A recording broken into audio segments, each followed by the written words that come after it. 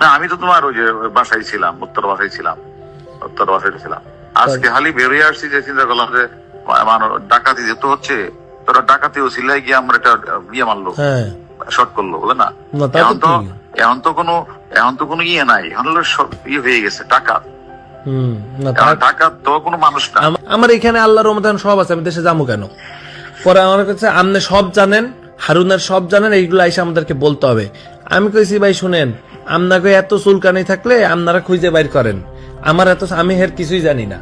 না আপনি এর লগে ঘুরছেন, আপনি এখন পোল্টি মারতে কেন? আপনারা তো এ শেষ করে দিছে, তাহলে আপনি কেন এগুলা ইয়ে করতেছেন? এই যে 5 জন সমন্বয়ক আমি আমার কাছে গেছিলাম, এটা কি আমি নিছি ভাই? কিন্তু একটা কথা কই, সবাই বলতেছে যে এটা আমনি আজকে দেশের পরিস্থিতির জন্য আমনি দেয়, এটা জানেন?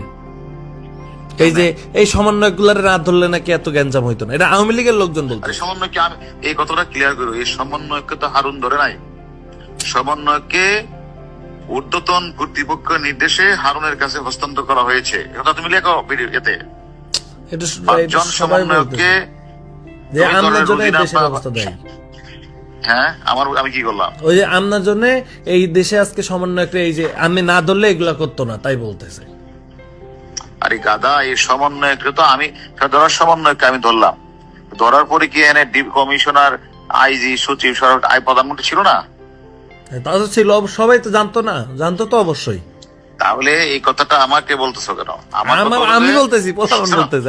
না, তুমি গ্যারান্টি লিখে দিও এই সমন্বয়কে, মানে স্বরাষ্ট্রমন্ত্রী, লেখা এগুলি স্বরাষ্ট্রমন্ত্রী, সচিব, আইজি, এসবি চিফ সহ অন্যান্যরা, এবার লিখে দিও অন্যান্যরা সম্মিলিত সিদ্ধান্ত ক্রমে তাদেরকে ডিবির কাছে হস্তান্তর করা হয়েছে সেফটির জন্য। শোনো, আমি হারুন যদি একবার চট দিতাম তো ডিবির হারুন আমাদেরকে পিটাইছে। আমি এদের সাথে ভালো ব্যবহার করছি, ওদের বাপ মাকে ডাইকে না আমার লোক ভাত খাওয়াইছি, ওদের না ভাত খাওয়াইছি, ওদের বাপ মাকে ভাত খাওয়াইছি। অর্থাৎ মানুষ আশ্বস্ত হওয়ার জন্য দেখো ডিবির হারুন কত ভালো বিহেভ করতেছে, এটার জন্য, আর কিছু না। আমার উদ্দেশ্য তো এটা ছিল, যে আদেশটা দিছে আদেশটা পালন করছে। এবং কখনো কি 5 জন একবার বলছে বলো না যে গায়ে হাত দিছে, এটা বলে মারছে করে যাচ্ছে? কখনো কি নুরু বলছে হারুন মারছে? না, এটা আসে না। তুমি তো আমার চিনো। কয় কি যে হ্যাঁ আমার টাকা মারছে, আমি এখন এটা লই হেরে আমি এখন ধরবো। আমি যে আপনি ধরেন, যান, অসুবিধা নেই। টাকা আমি কি তার তো দাল্লা বলতে দেখা হয়েছে? কইছি আপনি ধরেন, পারলে যান। টাকা নিলে তোমার দিয়ে দেয়, এগুলো তোমার কাছে দিছে, তাই না? আমার বালের লোক দেখা হয়েছে, আমার আল্লাহ বেটা আমার কাছে দিছে, আমি তো নিয়ে আপনারে দিছি। সেটা অন্য বিষয়ের কথা, ওর লোক আমার কোনো কথা হয়েছে না, ওর সাথে কথা একটা কথা বলে রাখতো, আমি তো বাংলাদেশি আছি, তাই না? গোলাম মোল্লা রনি বলছে না যে হারুনের বাপের ক্ষমতা আছে এই 5টা ছেলেকে নিয়ে আসা।